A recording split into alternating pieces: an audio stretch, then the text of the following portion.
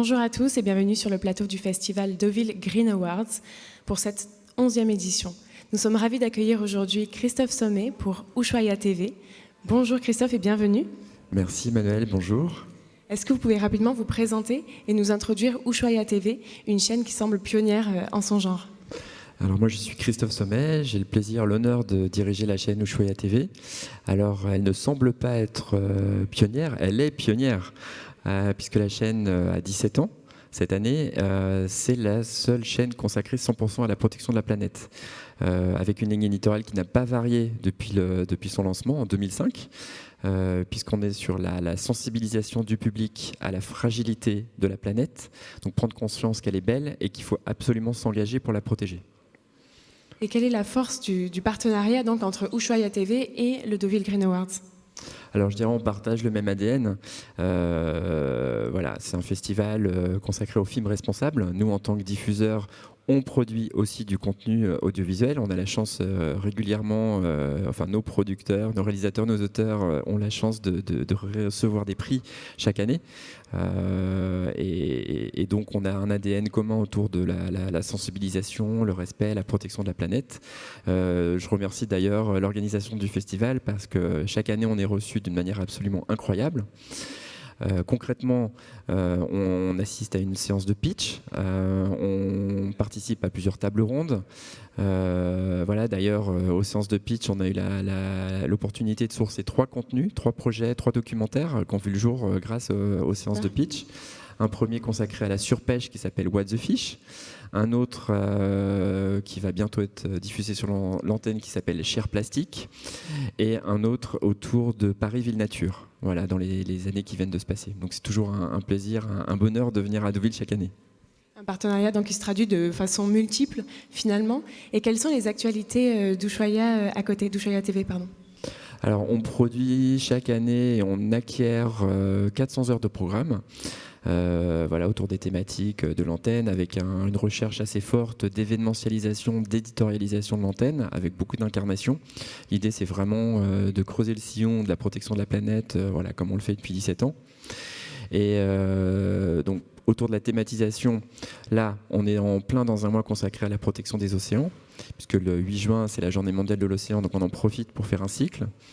On aura à la rentrée, en lien avec un thème qui est cher à l'édition de cette année des Deauville Green Awards, une programmation spéciale autour de l'alimentation du futur, l'alimentation durable, un beau cycle de programmation avec une vingtaine de documentaires.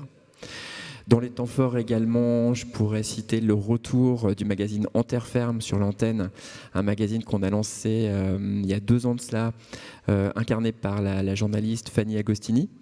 L'idée, c'est à travers un 52 minutes diffusé mensuellement, d'accueillir un invité de prestige. Là, on va pas mal circuler en France cette année. Le premier invité de la nouvelle saison, c'est Luc Jacquet, le réalisateur Luc Jacquet. Et l'idée, c'est d'aller avec ces personnalités, donc les invités, soit dans un endroit qui leur est cher, soit les accompagner dans un endroit pour agir sur le terrain avec une association, une ONG. Bref, voilà, pour ressortir de ce magazine avec de l'inspiration et des clés pour agir nous-mêmes au quotidien. Et peut-être un dernier exemple de temps fort, un documentaire qu'on va diffuser en fin d'année, qui s'appelle Delphinarium Game Over, où là on va aller s'adresser à tous les fans de Guillaume Meurice, l'humoriste qui nous fait le plaisir d'être co-auteur et incarnant de ce documentaire. Et c'est donc... comme le titre peut un petit peu le faire supposer, quelque chose autour de la maltraitance animale. Et notamment, on va aller pas mal taper sur les parcs animaliers.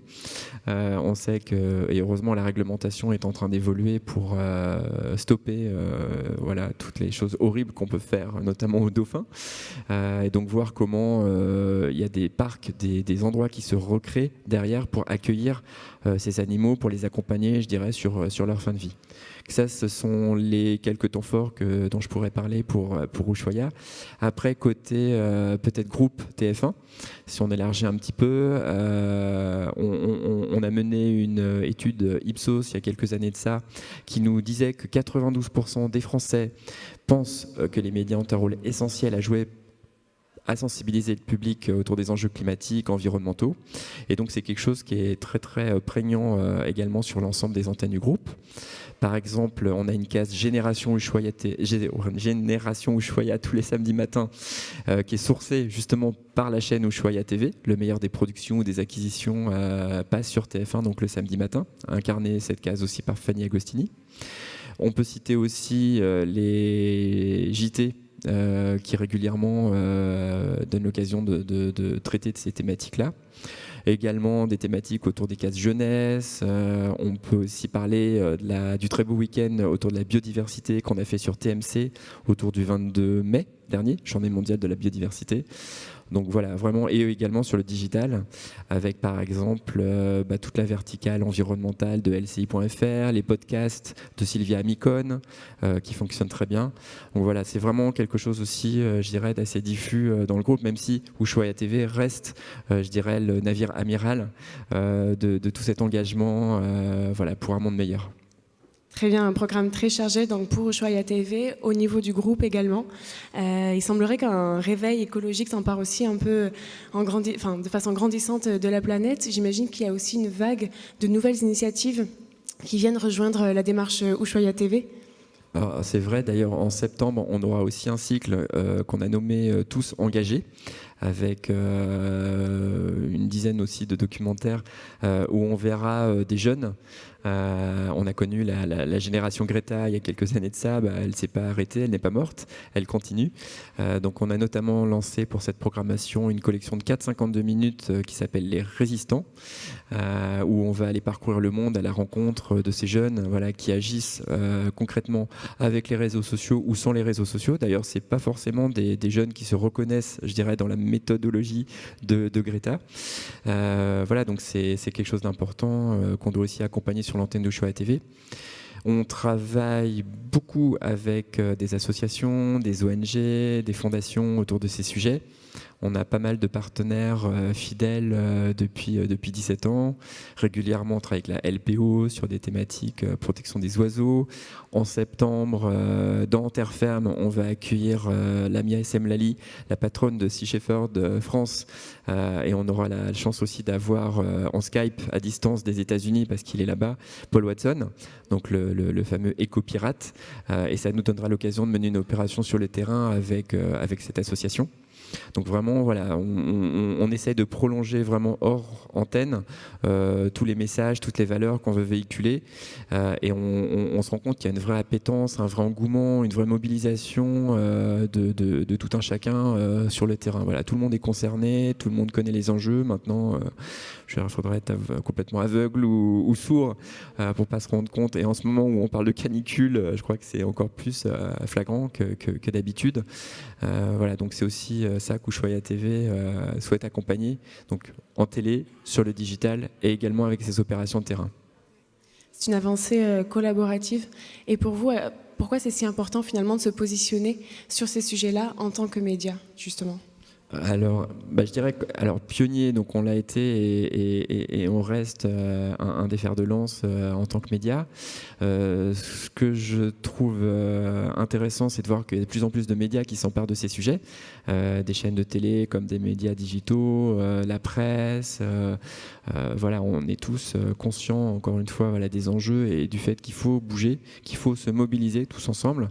Donc la force du collectif est importante, d'où le travail avec les associations, le fait de pouvoir tous mener les uns avec les autres des opérations communes, et tout simplement parce que le temps de l'action il est là, il est plus pour demain, quoi. Il faut agir aujourd'hui avec les alarmes récurrentes, constantes des rapports successifs du GIEC.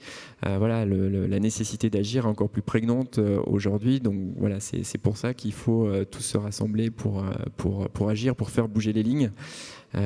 Et c'est par exemple ce qu'on a essayé de faire avec le documentaire La fabrique des pandémies de Marie-Monique Robin, incarnée par Juliette Binoche, qui a reçu le prix de la mairie de Deauville, ici même lors des Deauville Green Awards.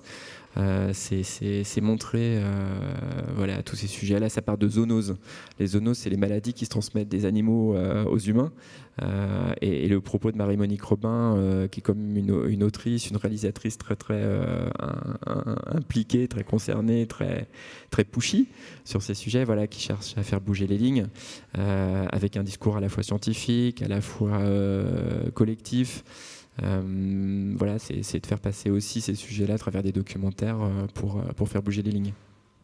Merci beaucoup, Christophe Sommet, de vous aussi faire passer ces messages-là et cet engagement sur le plateau du Deauville Green Awards. Merci et je vous souhaite une très bonne suite de festival. Merci beaucoup.